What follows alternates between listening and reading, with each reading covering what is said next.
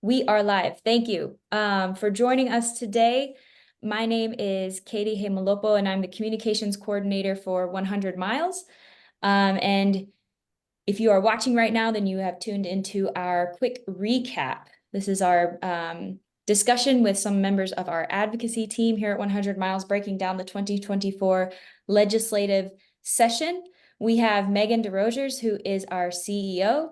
We have Alice Miller-Kais, who is our VP of Coastal Conservation, and then also joined by Jen Hilburn, who is our North Coast advocate. And so we wanted to do this very brief discussion, really as a follow-up to the legislative session, the 2024 legislative session, which ended almost a month ago at this point. And we've been doing a lot of discussing, debriefing, thinking about what happened, and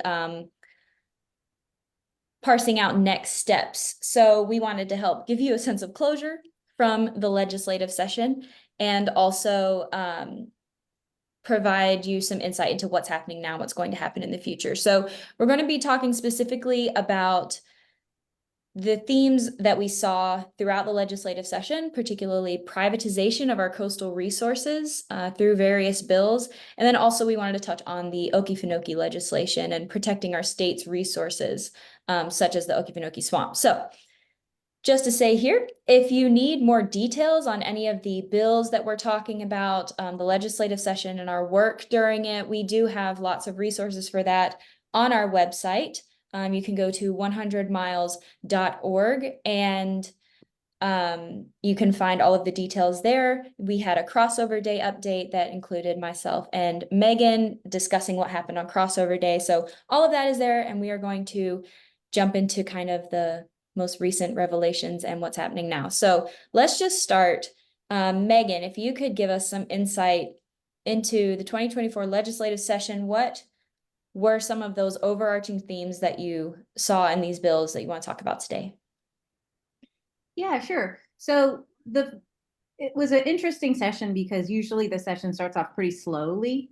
And this year it started off with a bang with a bill that we had worked on last year in a different version a couple of years ago too. And this year it was House Bill 370, which we called the Great Salt Marsh Giveaway, because essentially it was establishing a new process for private individuals or entities to claim ownership to the salt marsh. And so without getting into details, there were some themes in that bill that, even though the bill didn't cross over and it died before the end of the session, there were some themes in that bill that carried forward that in a problematic way in some other legislation that we'll be talking about. And the first of those is just the privatization of public resources. It's important that the state maintain ownership or possession of public resources like river bottoms and salt marsh, because they hold those natural resources in a trust for the people of Georgia, so that people can use them and enjoy them, and have access to them. There were a handful of bills that restricted or that tried to restrict that public ownership, and we've kind of generally been referring to them as the privatization bills. The second in the salt marsh bill theme that carried forward was that there were a handful of bills this year related to the natural resources that tried to legislatively change the judicial process. And that's important because the judicial process is part of a citizen's ability to challenge decisions that they think are wrong, or to challenge decisions that they think threaten our natural resources. And so the judicial branch helps the citizens appeal. They help citizens prove things, and any changes to that need to be taken very seriously. And the changes in the judicial process that we saw in a handful of bills would have undermined the citizens' ability by either limiting time periods or, basically setting alarm clocks for judges, and then giving away public resources if the judicial branch can't meet those time periods. And then finally, the final disturbing just trend that we saw was basically this vast lack of regard for the public process and for public input. And that it happened at the Capitol. It happened with, media attention on some of these bills. And it also happened because people at the Capitol are trying to now legislate changes to the public process at the local level that would also undermine the citizens' ability to weigh in on decisions being made that could affect their lives.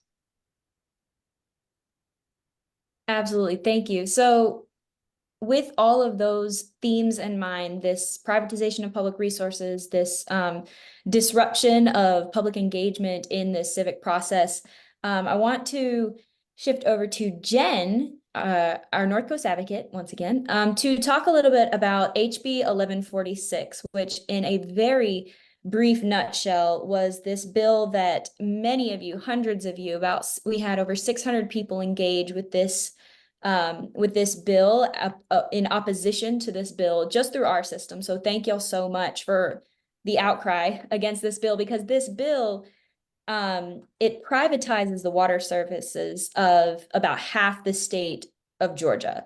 So it takes that power and puts it in the hands of private developers. And Jen, how about you go ahead and just tell us a little bit about this bill, which did pass, and give us some context of what we're talking about. Well, thanks, Katie. And this bill is an example of what Megan was talking about. It does the two things, right? It ignored the public process, and it allows private companies to obtain a permit from the EPD to provide consumptive water use, so think drinking water, outside of local planning and local government, and without the consent of local government. So it's basically providing a mechanism to allow private businesses to sell our public waters to the highest bidder. And specifically, this bill was proposed as a way to provide water for housing for the Hyundai workforce needs. Although all of the counties and the cities, particularly in the surrounding area, were opposed to this bill as well as us, because they were working out through a variety of grant processes and local taxes ways to provide those water for those housing developments. All right, so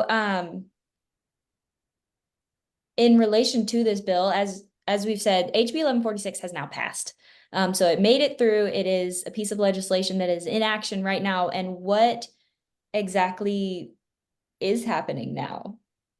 Well, that's a great question, Katie. I think a lot of us are just waiting to see the fallout of it. I mean, as we already know, as we are quickly industrializing in this area, we are not doing a service to our communities to use natural resources outside of the planning space.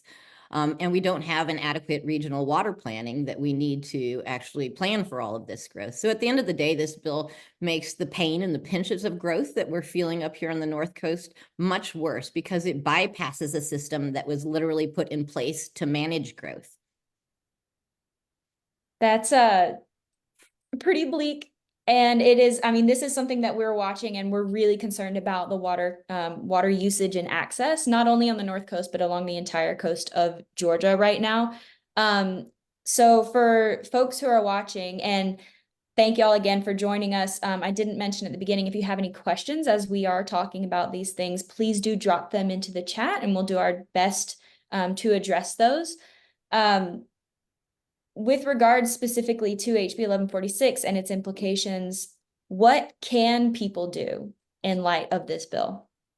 So our Environmental Protection Division will be doing a rulemaking process to implement this new laws, and there's discussions about some of the changes that they might be making. Right now, this applies to over approximately half of the state, and limiting that space to just where the need is, and a variety of other things. But as we go through this rulemaking process, as soon as we know, we'll be asking our members to submit comments to engage during this open public process. And we anticipate asking agencies for, the geographic limitation that I just described, as well as some more regulatory requirements. And so we'll be asking for you to help support those efforts.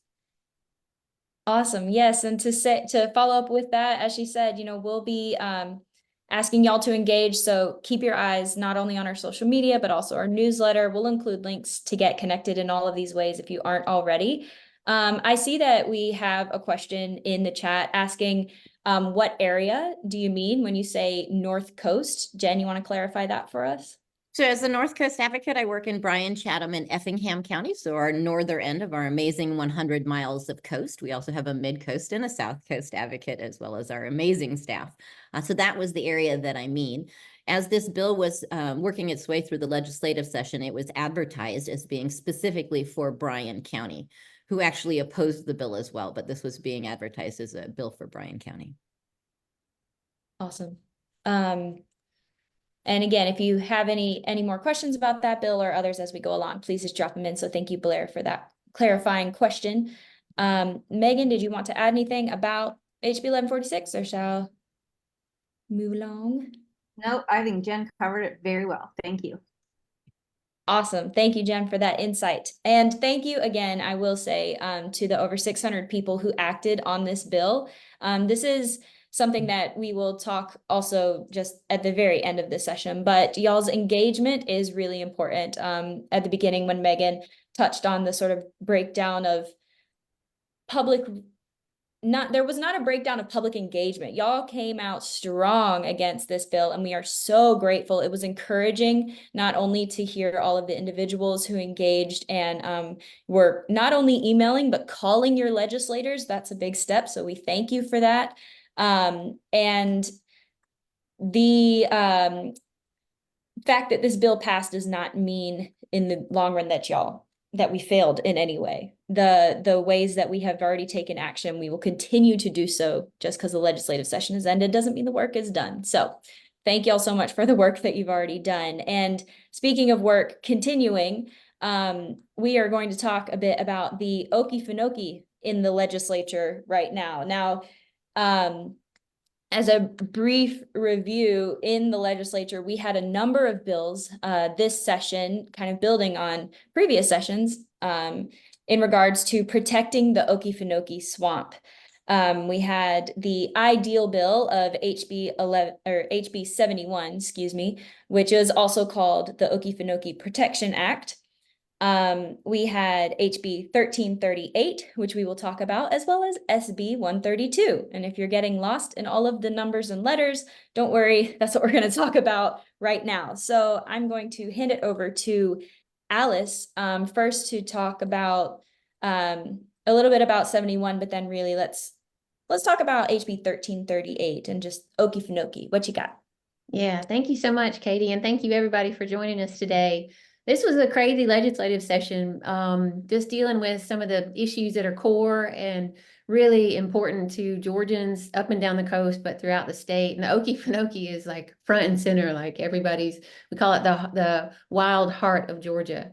And House Bill 71 was introduced actually 3 years ago for the first time.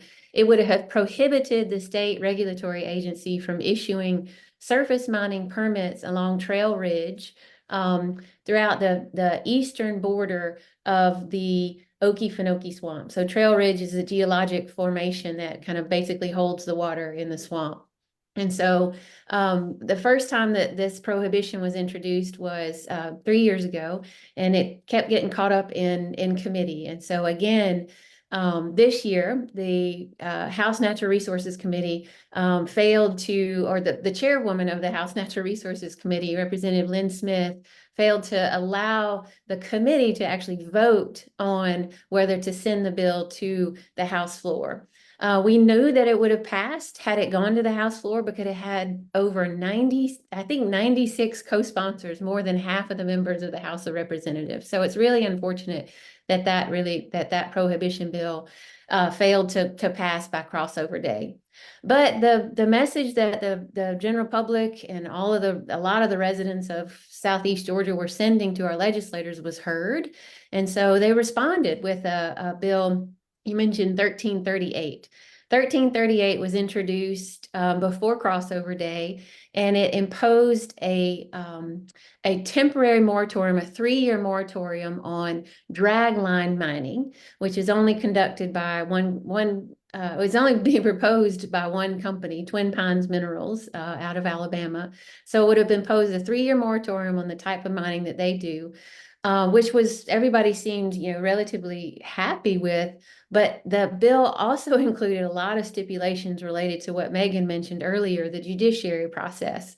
it would have established some false deadlines for the courts to review permits that might be in question. And if the courts weren't able to, or if a judge weren't able to rule on a questionable permit within that amount of time, it would automatically be finalized for the surface mining company.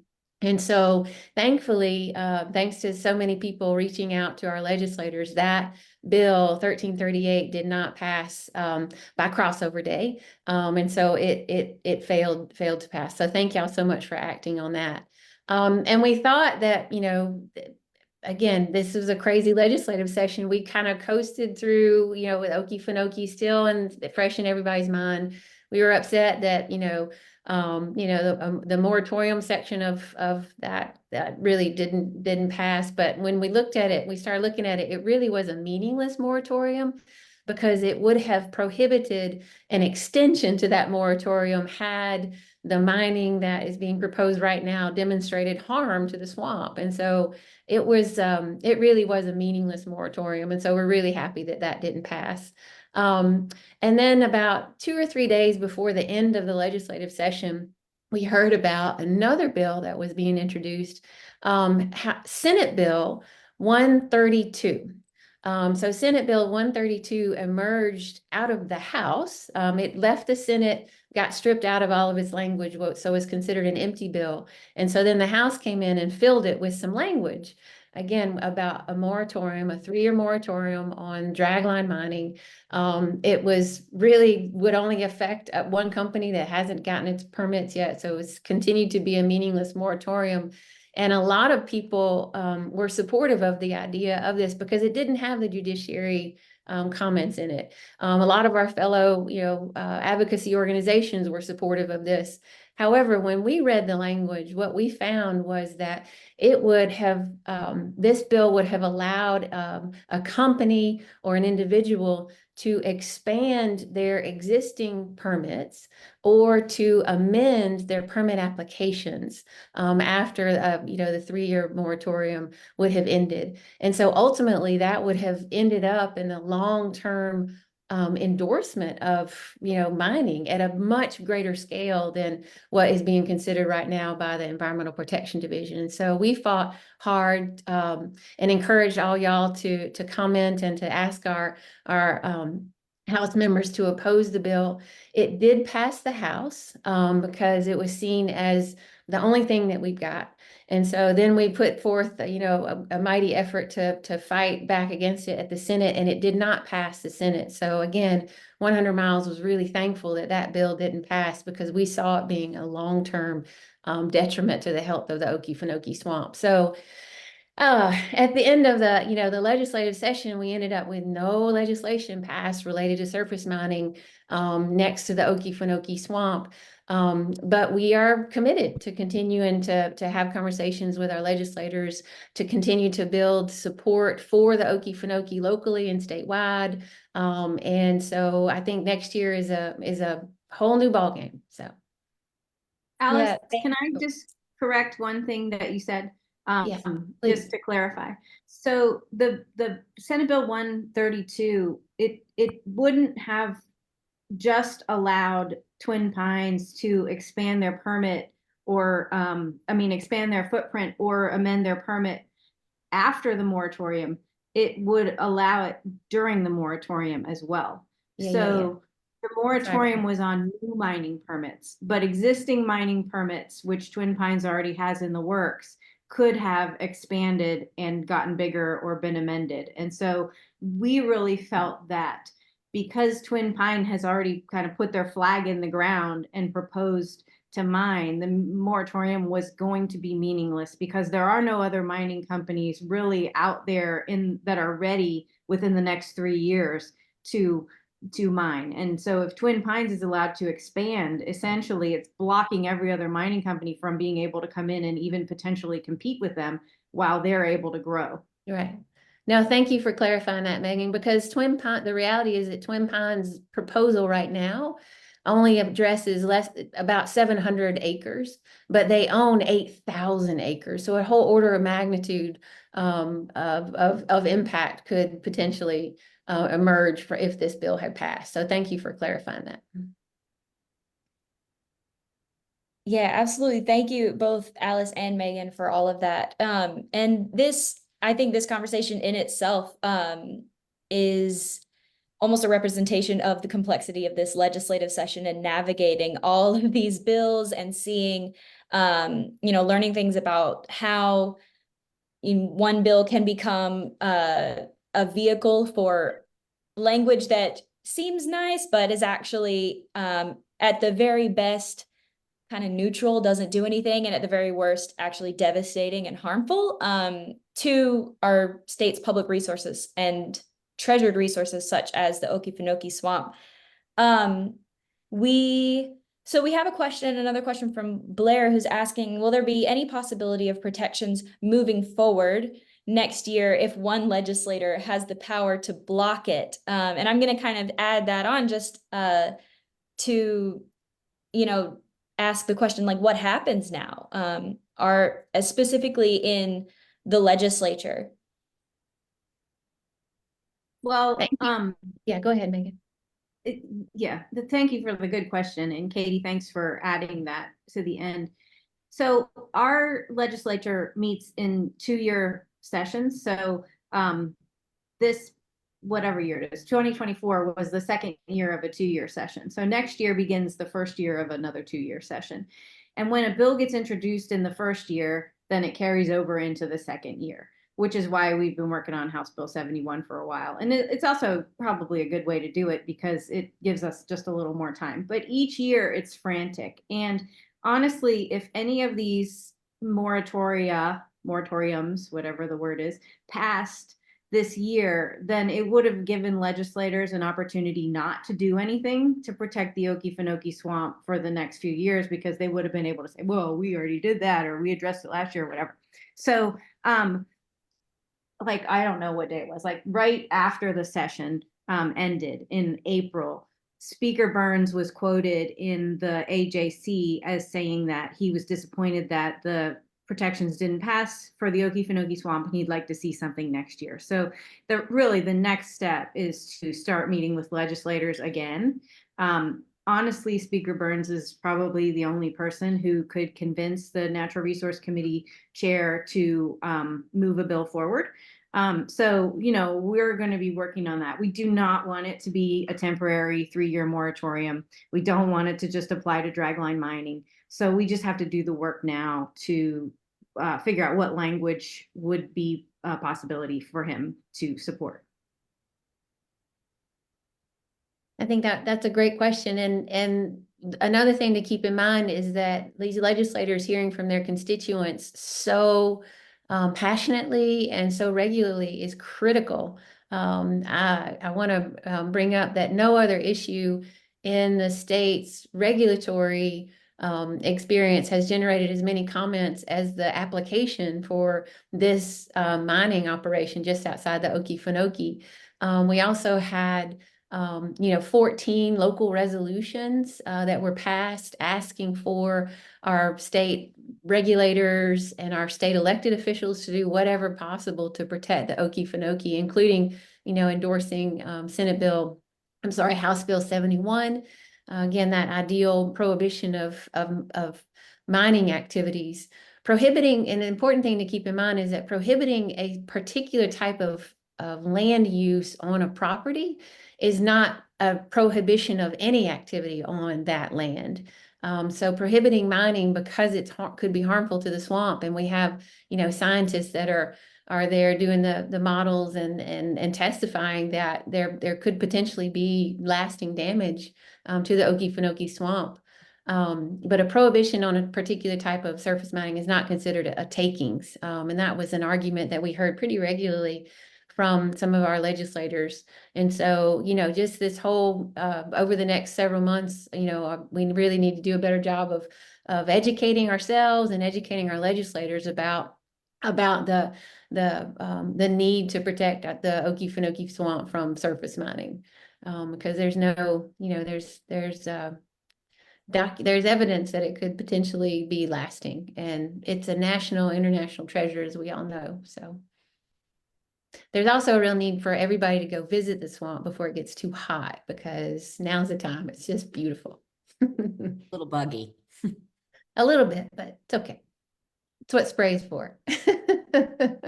And if I may, I just want to second what everybody else had said on HB 1146. Although we lost the amount of calls and in public engagement to our legislators, really, we lost by a very small margin. We thought this was going to be, just an epic loss, and it was very, very small loss. So we just really want to thank you. Every time we went to an office, people were telling us that the legislators were hearing from our communities and their constituencies about this. So you really did make a huge difference, I think, on all of these bills. Yes, definitely. And I want to follow up that, Jen, just we're coming near the end of our time for this particular chat. If you have any more questions, just drop them in real quick and we'll do our best. But we want to just first say, again, thank you to everyone who has engaged. I know that there were hundreds and thousands of people who contacted their legislators, again, making those calls, sending those emails, talking to their friends about it so that then they would do the same thing, sharing the posts. All of this stuff is advocacy. Here at 100 Miles, we talk a lot about what it means to be an advocate and what advocacy looks like. And really what it looks like is showing up in the best way that you can, and in a lot of ways refusing to back down, holding our decision makers accountable, really learning more about the process so that you can navigate it, talking to your friends about it, and then taking those actions. So we are really grateful for all of the action that y'all take and have taken for this past legislative session. And I want to shout out everyone who also went up to the Capitol. The team that you see here and a few other of our staff take many, many trips from the coast up to the Capitol in order to engage with legislators on the ground and have those face-to-face interactions. And those are really meaningful, as has already been said. So thank you. And if you need to, or if you want to learn more again about these bills in particular, we have on our website 100miles.org/legislative. That link is actually in the comments, the chat right now. So you can hop on that and kind of see some of the history and more of the technical jargon behind some of these bills. We also recommend that you sign up for our email newsletter. So we send out our monthly newsletter, the Monthly Mile, every month. And especially during the legislative session, that's a really good tool for just keeping up to date on what's happening. You'll also receive action alerts, which are specific emails so that you can take action on these issues. And as was mentioned, we've got potential, we've got EPD comments coming up in regards to HB 1146. We'll want to keep you updated on anything that's happening in relation to the Okefenokee. So you can sign up for that at 100miles.org/ I think it's join mailing list. We'll drop that in the chat as well. But are there any closing thoughts from anybody who's here on the group with me on the actual screen? We can't do this alone. I mean, this is work from all of our communities, whether you make a call, whether you travel to the Capitol, or you just talk to your neighbor. This is our communities working for our communities, and we can't do it without you. Absolutely. On that note, I think we shall conclude our quick recap. And thank y'all so much for joining us. Thank you, Megan and Alice and Jen. And we will see y'all in the next legislative session. And we'll be working hard every day between now and then. So stay tuned. Thank y'all very much.